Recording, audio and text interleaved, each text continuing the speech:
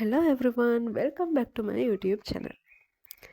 ඇහැ කියන්නේ අපේ ශරීරයේ තියෙන වැදගත්ම අංගයක්. මේ ඇහෙන් තමයි අපිට මේ මුළු ලෝකෙම පේන්නේ. අද අපි කතා කරන්නේ අක්ෂි රෝග ගැන. මොනවද මේ ඇහෙන් ඇතිවෙන්න පුළුවන් රෝගාබාධ කියලා. පළවෙනි එක ඇසේ සුද ඇතිවීම. අක්ෂිකාචයේ පාරදෘශ්‍ය ස්වභාවය අඩුවීම හින්දා ඇතිවන තත්වයක් තමයි ඇසේ සුද ඇතිවීම කියලා කියන්නේ. අක්ෂිකාචයේ සැදිලා තියෙන ප්‍රෝටීන පරිහානියට පත්වීමක් තමයි මේකෙදි සිද්ධ වෙන්නේ. එතකොට කාචය කිරිසුදු පැහැයෙන් තමයි දිස් වෙන්නේ.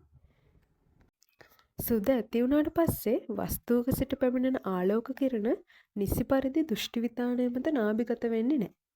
එතකොට පේන සියලුම වස්තු අපැහැදිලි වෙලා බොඳ වෙලා තමයි අපිට පේන්නේ. සාමාන්‍යයෙන් වයසට යාම සමග ඇසේ සුද ඇතිවීමේ ප්‍රවණතාවක් තියෙනවා.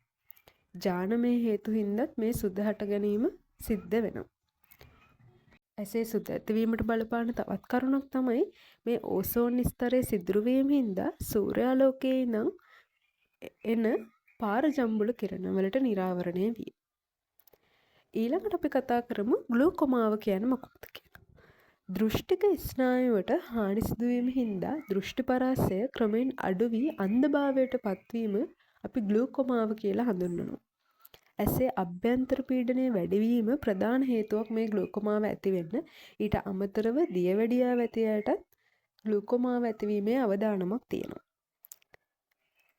මේ ග්ලූකෝමාව ඇති වුණොත් ඇසට සිද්ධ වෙන හානිය නැවත යථා තත්ත්වයට පත් කරන්න බෑ.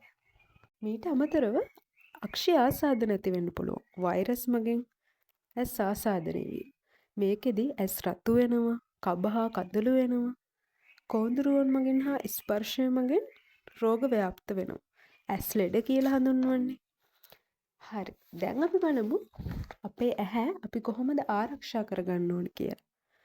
ඔය වෙල්ඩින් කරන තැන්වලදී, පාස්සන තැන්වලදී ඒ වගේ අක්ෂි ආවරණ පළඳින්න ඕනේ. වෛද්‍ය උපදෙස් වලින් තොරව ඇහැට එක එක බෙහෙත් ಜಾති, දියර ಜಾති දාන්න හොඳ නැහැ.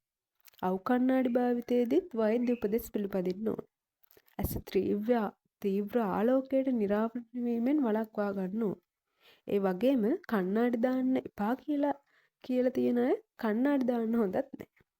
මේ දේවල් කරොත් ඔයාලගේ ඇහැ පරිස්සම් කරගෙන ලස්සනට මේ ලෝකයේ දිහා බලන්න පුළුවන්. Thanks for watching.